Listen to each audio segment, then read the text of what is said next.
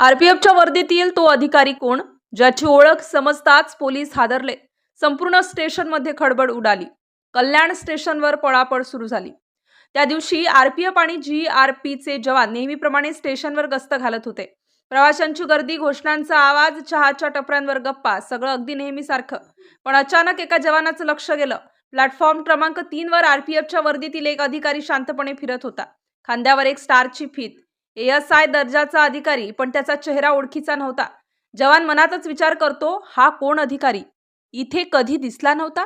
संशय मनात येतो आणि तो त्या अधिकाऱ्याजवळ जातो. जवान, सर तुम्ही कोणत्या युनिट मधले?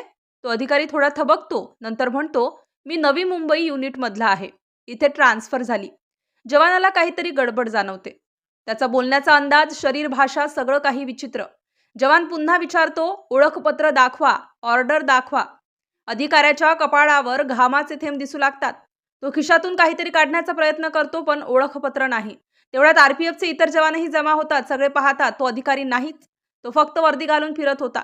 जवान एकमेकांकडे पाहतात. क्षणभर सगळं शांत. आणि मग एकच आवाज, त्याला ताब्यात घ्या.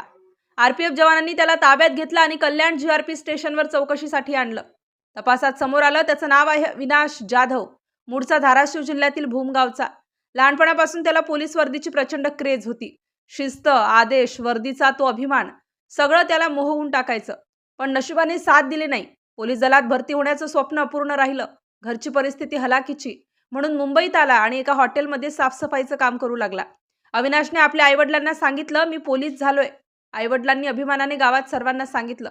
पण ते सत्य नव्हतं. ते फक्त एक खोटं स्वप्न होतं. एका दिवशी त्याने स्थानिक बाजारातून आरपीएफची वर्दी विकत घेतली. बूट, बेल्ट, टोपी, सगळं अगदी परफेक्ट. आणि आरशात स्वतःकडे पाहून म्हणाला, आज मी अधिकारी झालो. त्या खोट्या आत्मविश्वासात तो वर्दी घालून कल्याण स्टेशनवर गेला. लोक त्याला सलाम करत होते आणि त्याला वाटलं स्वप्न खरं झालंय. पण स्टेशनवर गस्त घालणाऱ्या जवानांच्या नजरेतून तो सुटला नाही. त्याचा खोटा बनाव तिथेच उघड झाला. तपासात समोर आलं, त्याने वर्दी घालून कोणतंही गैरकृत्य केलेलं नाही, पण पोलीस अजूनही त्याचा शोध घेत आहेत. तो नेमक्या कोणत्या हेतूने वर्दी घालून फिरत होता? यामागे आणखी काही कारण आहे का? कल्याण जीआरपी आणि आरपीएफने त्याला अटक केली आहे. प्रकरणाची सखोल चौकशी सुरू आहे. आरपीएफच्या वर्दीतील तो अधिकारी, जो अधिकारी नव्हताच, फक्त एक सामान्य माणूस होता. स्वप्न पाहणारा, पण चुकीच्या मार्गाने ते जगणारा. स्टेशनवरील लोक आजही म्हणतात, तो वर्दीतील माणूस खरा वाटला, पण तो खोटा होता. वर्दीचं आकर्षण कधी कधी माणसाला इतकं झपाटतं की तो सत्य आणि स्वप्न यातील सीमारेषा विसरतो. आरपीएफच्या वर्दीतील तो अधिकारी कोण, हा प्रश्न त्या दिवशी विचारला गेला आणि उत्तर मिळालं तेव्हा संपूर्ण देश हादरला.